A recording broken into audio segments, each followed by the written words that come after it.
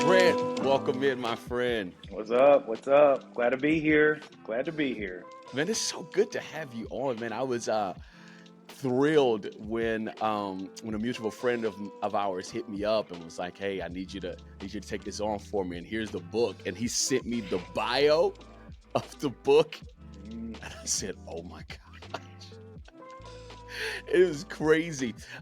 There was something you were about to get into right before I hit record, and I was like, "We got to stop because I feel yes. like this is going to be a good conversation."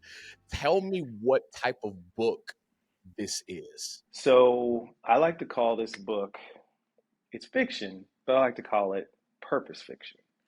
So Ow. can you have an interesting story that actually has a purpose at the end? Like you're not just reading and then you're done with it and you're just like, oh, I Yes. should have maybe learned something, maybe not even realized I learned something, Yes. been convicted about something, been challenged about something, or been encouraged in maybe where I was headed to begin with. So it's fiction with a purpose. So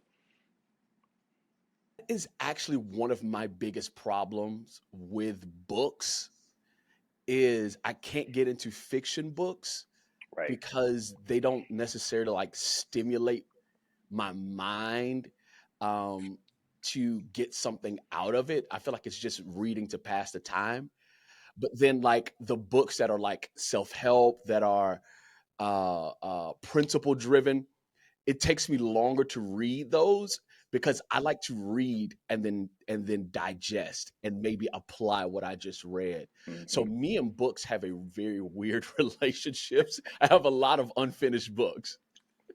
You and probably everybody else. I can't tell you probably how many people have bought mine. I did a post the other day that just said, "Hey, if you've purchased the book, but I know it's still sitting on your nightstand. Pick it up, read it. You're gonna love it. Read it. Good intentions." There was one line in the book that was just like it caught me like a fish out of water. It was just incredible, and the line was, I want you to tell us more about the book, but the line was the three couldn't be more dissimilar.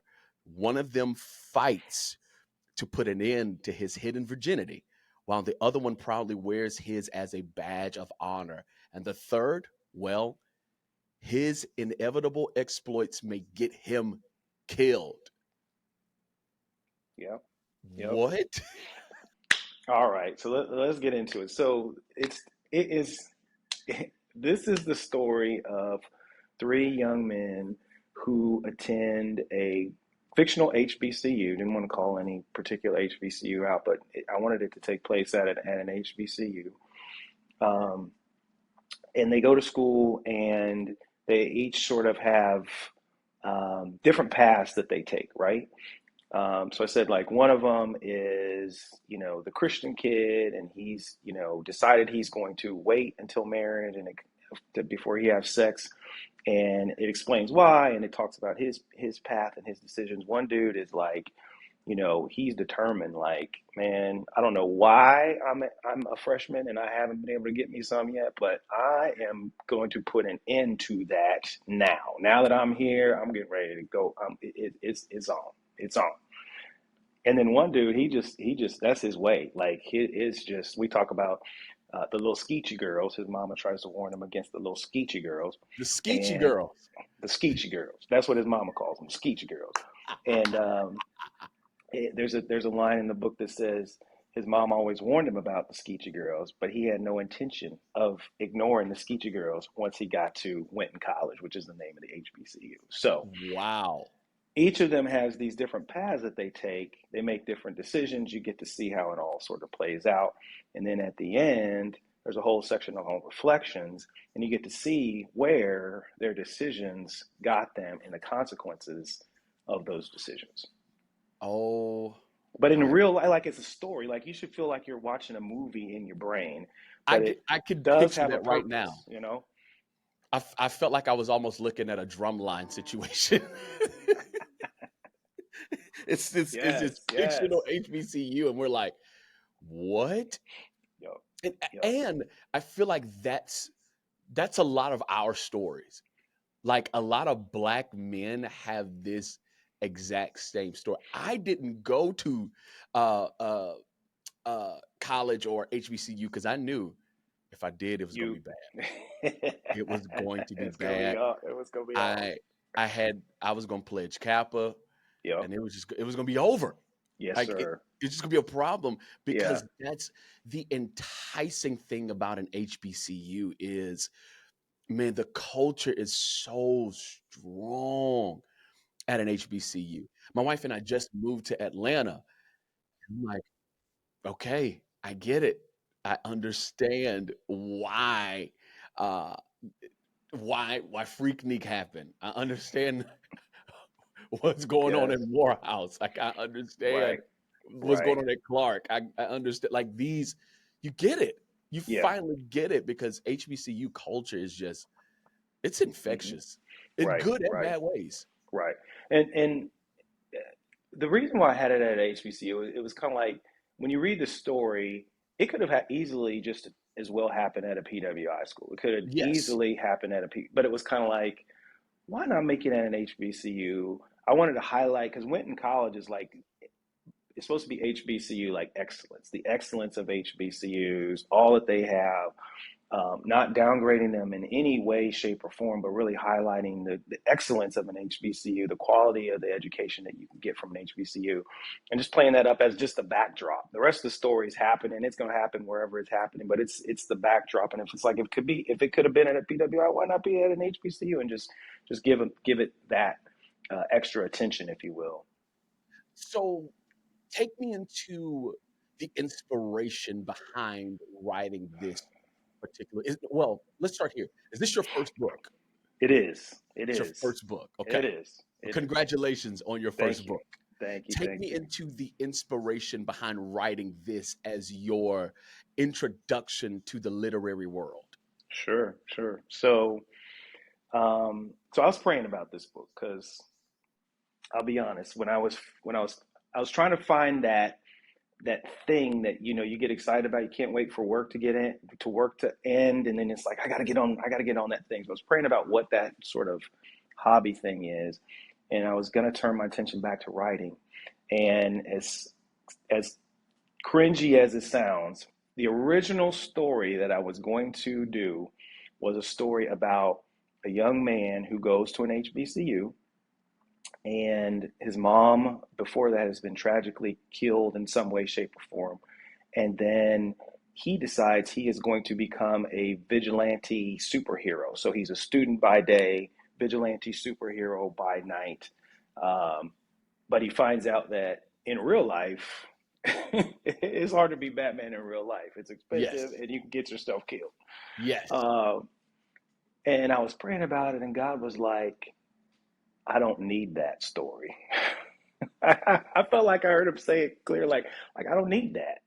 It's like I need you to tell this story about the different paths and the different choices and the different decisions and the different consequences that come from not waiting until you get married. So I was one, and people always try to figure out which character are you? Which character are you? And I'm not going to say, but I was one of the characters in the book and experienced, now having been married 26 years, experienced the consequences of one of the decisions, good, bad, whatever. And so I wanted to write sort of the full picture so that young people who have, just want to have fun, they're just out there, just, we just having fun. We just having fun. There's a consequence on the other end of it. So how can you wrap that into a nice, entertaining sort of bow to really sort of get that message across in a way that, maybe your pastor pointing his finger at you or your mama pointing her finger at you is just not going to do, but maybe a book can do that in a better way. Oh, I love that. That's so strong. Um, so how far in the beginning of the characters in the book, how far in the beginning of their relationship or even their lives do you start? Is it like they meet in high school or are you picking up right at college? Like how far in did you start? it's picking up right when they're headed off to college. So each of them I is love it. heading off to college. There's the introduction to each character starts on their journey to college, like they're literal leaving the home and driving to college, and you get a little bit of their background with their family, a little bit of their background with their mom and dad or not mom and dad or however it all works, who they are, and then they all sort of converge in college and they meet. I guess not to give it away, but a computer glitch forces them all to be end up becoming roommates. They weren't planning to be roommates, but a computer glitch kind of forces them to become roommates, and then it goes from there. So Uh, What I love about that is as you're talking, and I don't know what your plans are, but as you're talking, my mind is like, he just built himself a universe.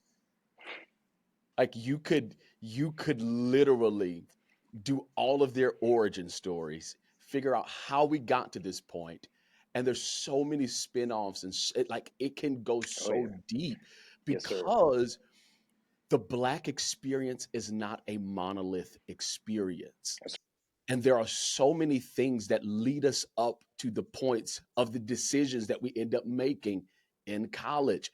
And because you left it that open, I feel like you just tapped into a sphere that I don't frankly know if anybody else is even paying attention to right now.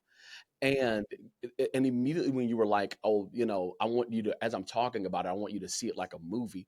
I can see the whole thing in my mind, and it's one of those culture shifting moments. I feel like it's almost like a Spike Lee type of moment. Like this could revolutionize our culture. you're not the first person that has said that. They're like, this should be a movie. This should be. I can't wait for the movie to come out. And I'm just like, all right, hold on. This is. I'm just trying to get it out there in front of people. So keep saying it. Keep speaking it. Keep saying Bro, that. But it's so clear. yeah. Yeah, I It love the idea of the org because like I'm already started. I'm like four, maybe six chapters into sort of a sequel of one of them, and so they made some decisions, and we want to kind of follow up on where that ended, and for one of the characters, but I hadn't even thought about like because there's a little bit of backstory kind of woven throughout. Like you hear about one guy and his relationship with his father and how that all kind of made some decisions, and then you get little flashbacks to him growing up and why he has that sort of deal with his father. One has a sort of a strained one with his dad. You get the whole dad thing. Is real, and one of the reasons why we're making some of the decisions that we're making. Um, and so yeah, there's you put some you put some ideas in there. Yeah. So hey, please run with that. universe. Please. Yes. So I'm listening to you talk, and I I'm picking up on the language. You are a man of faith. Yes, sir. Tell me about your faith journey up until now. Yeah. So um, I was the kid that grew up in church, but was, I would grew up in one of the churches where, you went to church on Sunday, but then you do all your other stuff on, the rest of the week. And then you go back to church and da, da, da. And then when I got to college, I got real serious. I ended up hooking up with some people who were serious, which is interesting. It kind of also happens in the book. And realized that I needed to really focus on this thing hardcore. And then that's when I met my wife, and my wife she was already hardcore. She was just, and I was like, okay, if I want to get with this one here, I'm gonna have to be, I'm gonna have to be hardcore.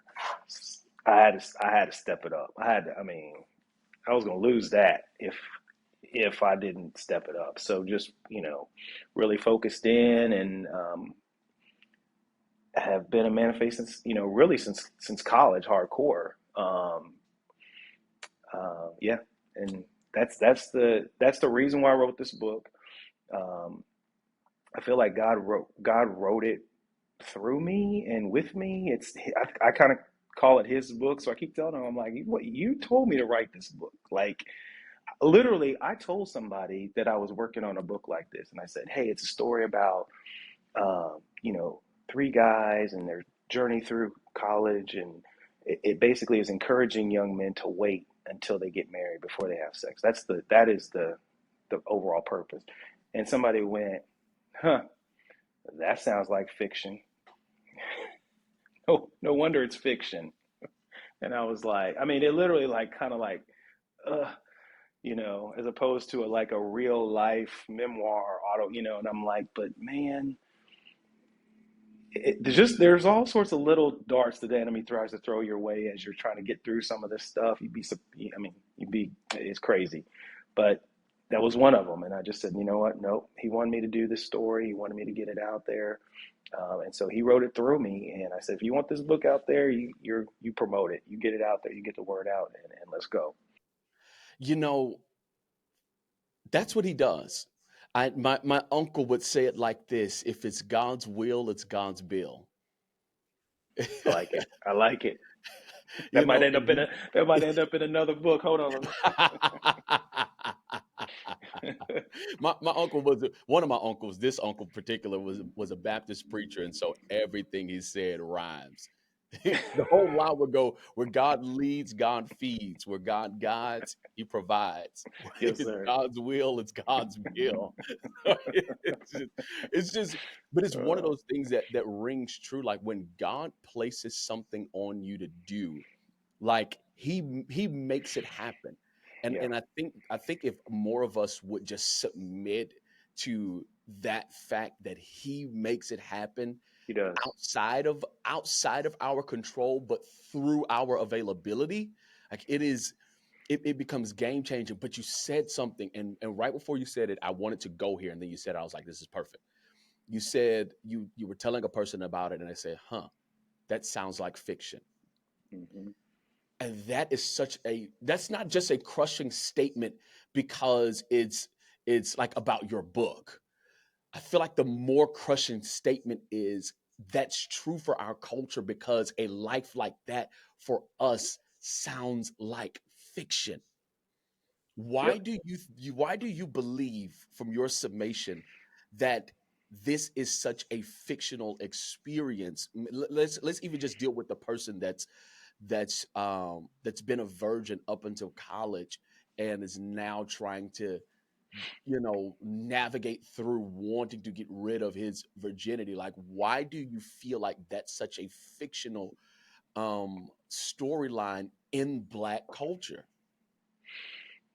I think it's that way because, I mean, if you just look, have you ever heard, has anyone ever produced anything that it's always about,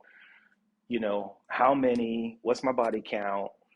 How can I rack it up? And then at the end, it's more of, oh, maybe I should change and quote unquote settle down, but it's only after I've wild out, did all my stuff, sold your, oh, whatever the whatever the term is.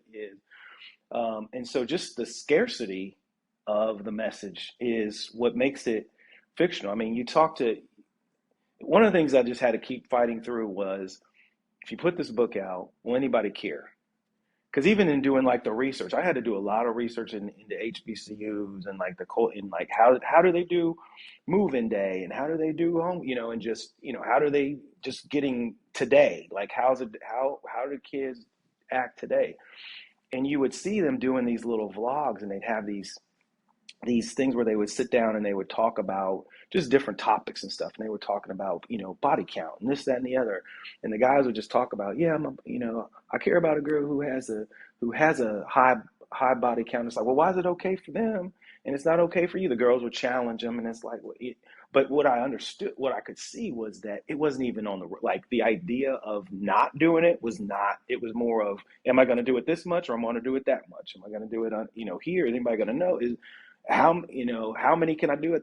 How many can I juggle at the same time, and them not know? Like, it was not even a consideration. And so those little sort of, nobody cares about this, no one's going to be interested, those little devil darts that were being thrown at you. um, and I'm just like, no, no, no, no, no, this is, he told me to write this book. It's for somebody. Somebody needs to have this in their hands.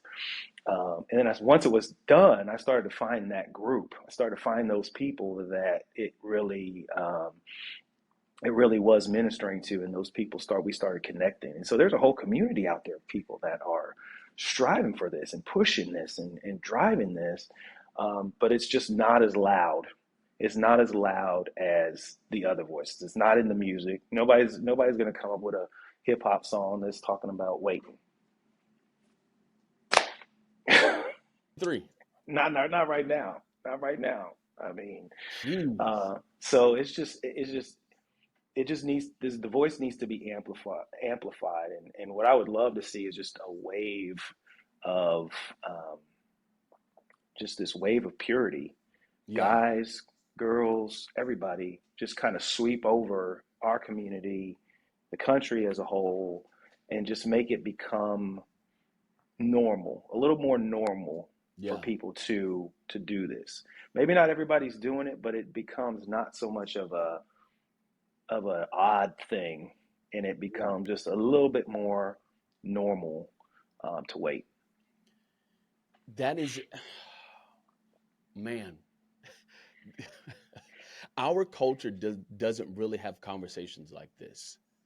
We you were hitting it right on the head. It just seems like our culture is very driven by sexuality and exploring your sexuality, testing your sexuality, putting your sexuality out there. Like we are a sexual culture, not just because we are sexual beings, but just because like that is almost like our priority Is it exactly, in the exactly, especially music as guys, and yeah, especially as guys. That and it's. I think what I'm trying to help people understand is that God has a different way, and it's not so that he's squashing your fun or he's um, hindering your ability to enjoy yourself. But there is a reason why he wants you to wait, and there's things you're missing out on. There's things that you are not going to be able to experience, and there's things that you are experiencing now that you shouldn't have to deal with um, if you would have done it the way that God intended. And so I think helping people understand that there's just a way that is not talked about enough, but it's the way God wants us to act, and it doesn't have to be weird. It can be beautiful the way He intended it to be. So 100%. I think so. I heard this one time. I don't know how true it is, but just the fact that it was even rumored shows how different our culture is to other cultures. So, one of the most Jesus polarizing songs in Black culture was WAP. And that song came out, it was over. And one of the things that I heard multiple times, but I never got a chance to verify, was there were white people who had created a petition for other white people to sign to remove Kylie Jenner out of that video because they didn't want that to be her image. Now, I'm not saying that was Kylie Jenner's team or anybody connected to Kylie Jenner, right, but I'm right, just saying that people of that culture were so appalled that they were like, we need to figure out a way to digitally remove her so she's not even associated with that. wow, and wow, and here we are glorifying it. yeah, We are like praising it through the roof, and other people are like, yeah, we don't want to be attached to that. And right, I heard right, somebody else say that that we never black people that come over to the black culture from another culture, we never get their best. We only get the thing that they rejected, hmm and then they hmm end up in black culture, and then that's how you get all the cash me outside girls and all that. yeah, It's like we never get y'all's best. We right, we get the ones that you didn't want. And I was right, just like, wow. right, yeah, and we glorify it, but nobody's talking about the consequences on the other end. Nobody's talking about the life of the dude that has two, three baby mamas and having to juggle all of that, and how, the one he's actually trying to get with, the one he finally decided she's it, like that's the one. Well, she can't trust you because you got three baby mamas, and then when your check comes in, then oh my gosh, you got half of it, three-quarters of it, 75% of it is coming out. There's hardly any money left for us because you're going to pay. But we had fun. We had fun back in the, you know what I mean? Like that fun leads somewhere, or you got to go get tested every month or whatever it is because you don't know what, this, that, and the other. But we were having fun. That's the part where we're going fine, but nobody's showing you the other side of the, underneath the curtain, behind the curtain, to see what happens down the road. And so that's what this gets into, a little bit of that. Like you get to see down the road and some of the things that you need to be considering if you want to live that wild out lifestyle. Consider this too. My parents' generation, it was a lot more prevalent to hear them say, "I wish I would have waited. I wish I would have waited." Hmm. I don't know that our generation is going to say that until it's too late. And the older I get, I understand why they said, "I wish I would have waited." Yeah, Because when you make these kinds of decisions that early, what you are also doing is forcing your future partner to deal with the repercussions of your current decision. Like this 100%. decision just doesn't stay here. Right, They will have to live a life according to the consequences of your actions right now. The right whole now. baby mama situation, like that is what frustrates me is it's almost like baby mama culture has been glorified in our generation. Exactly, And it's exactly. like, It's just part of life. You just, when oh, did when did becoming a baby mama be the badge of honor by which I wanted to live my life by? my wife will not let me call her that. We are married, have kids. I have referred to her that I've referred to her as that behind closed doors. She said, "You will not Yes. call me that." Right. She is, but I can't refer to her as Right.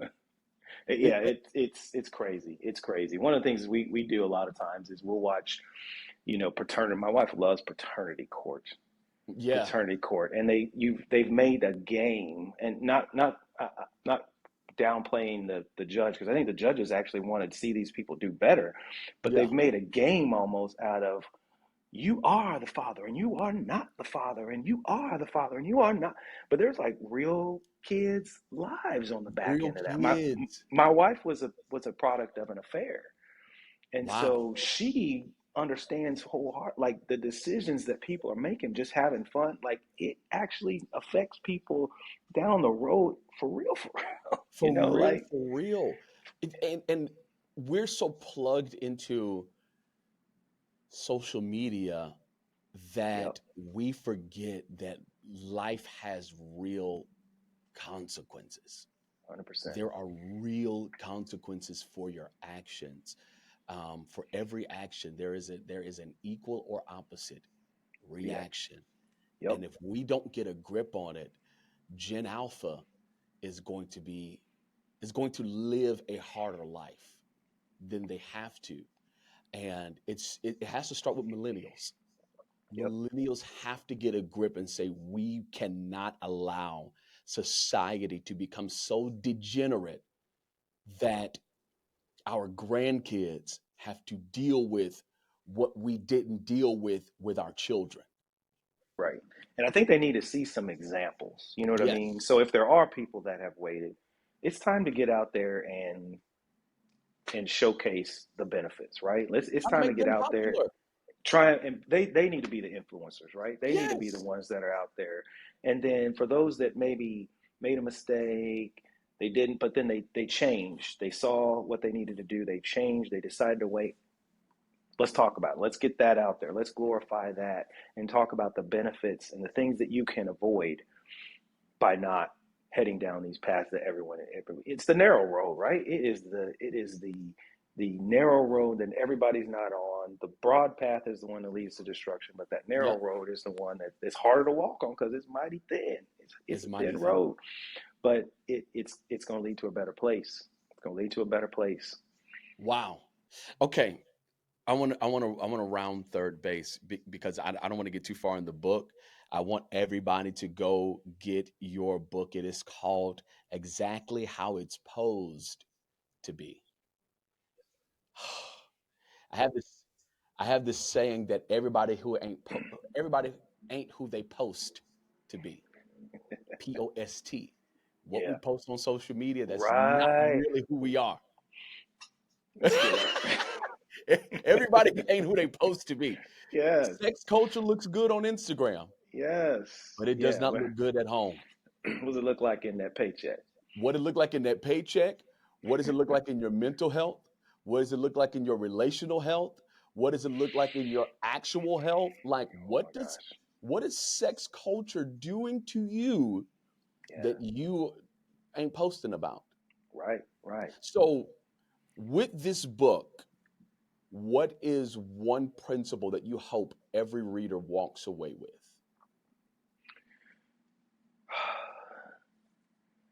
I think the main thing I want people to understand is that choices matter. Your your choices do matter. Later on is going to come, and what do you want to have later on in life? Um, Whatever you want later on, you need to be starting to build that today with the understanding that you'll love where you're at later on, as opposed to living for today and then having regrets later on.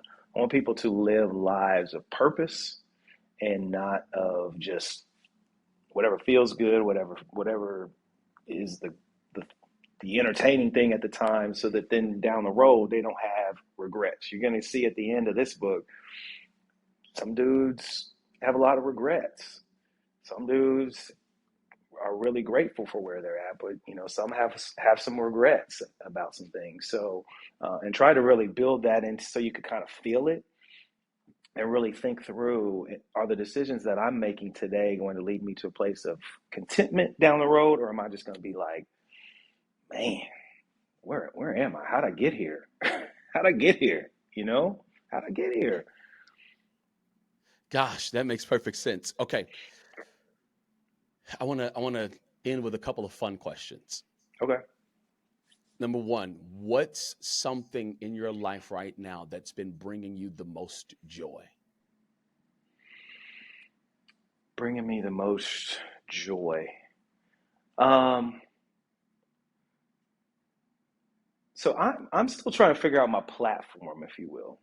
So it bringing me I won't say the most joy, but bringing me a lot of joy is I'm trying to figure out the TikTok, figure, trying to figure it out. And I sent one to my daughter the other day, and she said it's giving dad. And I was like, yeah, no, I could feel it myself. I was like, oh, it looks like a dad, got on TikTok. And I'm like, I think I'm gonna lean into that. I think people need a daddy on TikTok that's just sort of like talking to them in an entertaining way, trying to figure out how to do. I'm thinking about stuff that's like, you know, how your kids hear it, and finding some sounds. It's like no, no, no, no, no, no, no, no, no, no, no, and then what your dad really means, and it's like, I love you. I want to make sure that you're taken care of. I won't want anything to happen to you. You're precious to me. Blah blah, and then just balance it out. And that's a video. So just the thought, like figuring out what that niche is, because it's been a struggle for me trying to figure it out where your place is in that world. But I think there's a place for that. So The um, moment you said it, I instantly was like, that's what you have to lean into. We need strong black fathers to be popular on social media. yeah, It is of the utmost important. Being the dad on TikTok is exactly what TikTok needs. It's exactly what it needs. It's the wild wild west. It's crazy. I have a hard time just scrolling through just to find the little sounds, because it's like, ugh, ah, Yeah. mm, Yes. ah.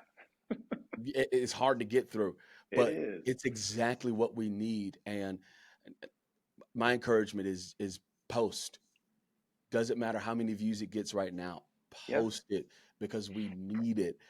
We need a space where people can go and just, even if it's secretly, like they don't publicly want to acknowledge it, but they'll find safe haven in that because you're like, man, You're like the second I person either I've know what told that this to. means.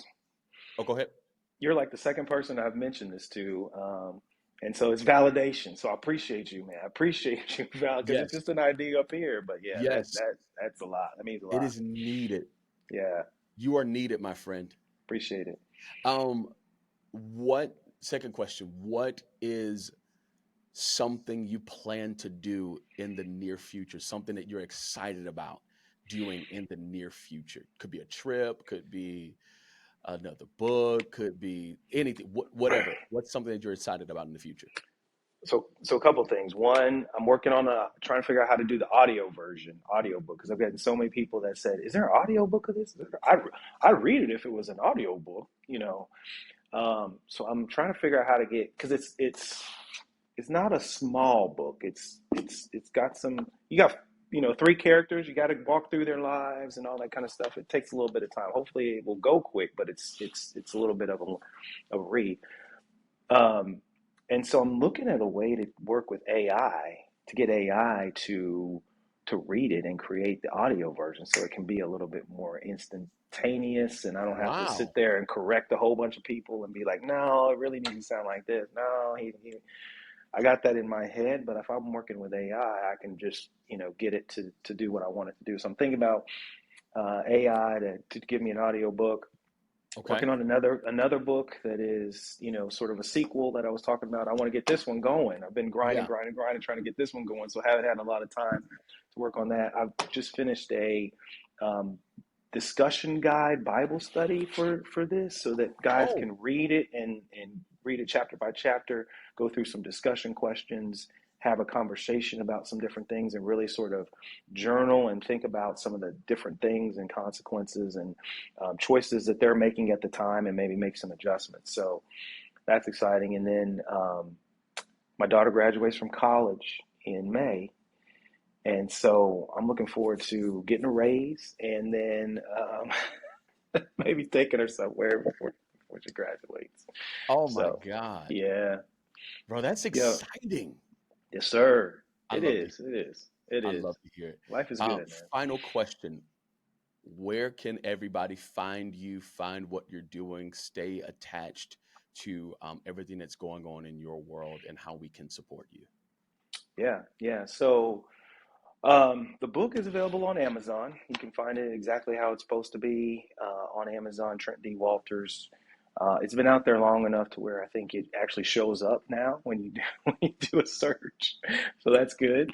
So you can find that on Amazon. My Instagram is at Trent W Dubya.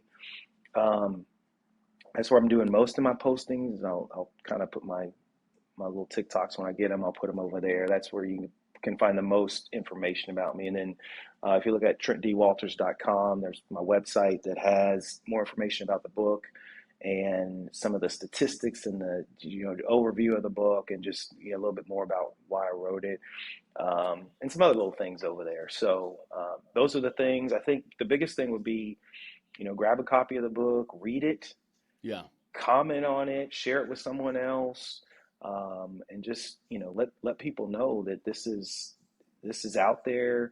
A lot of people are buying it for their grandkids, their kids, themselves. It's not necessarily restricted to a particular age, Yeah. um, but the message is just still important, particularly for the younger generations. So just trying to get it into as many hands as possible, and hopefully impact as many lives as possible through it. Trent, I am excited for your future, my friend. Appreciate it, man. I can't wait to just dive into this book and try to figure out who you are, which one you are, and I'm gonna text you and be like, "This is you. Is this me? Are you sure Is that's this me? you?" I mean, and I can't wait to see what you do with this. Um, this podcast is called Beyond the Shore, and it's a space for leaders, dreamers, innovators, and world changers. And my advice is always um, keep going. It doesn't matter what it looks like right now. just keep showing up. Oh And man, if you are persistent, this thing will end up in the right hands, and your world is just going to it's going to be revolutionized. I want yeah. to call first dibs on if it happened. I said it. If Spike Lee picks this up, I'm calling first dibs. I just invite me to the set. I just want to come sit and, and You watch got it it. play I'm gonna have out. a chair, Kels. I'm gonna have a chair, Kels Johnson. Here's a chair reserved. You better show up and enjoy Oh, listen, I'm gonna be enjoy there craft service with as much as. coffee and a director's hat, like I'm doing something,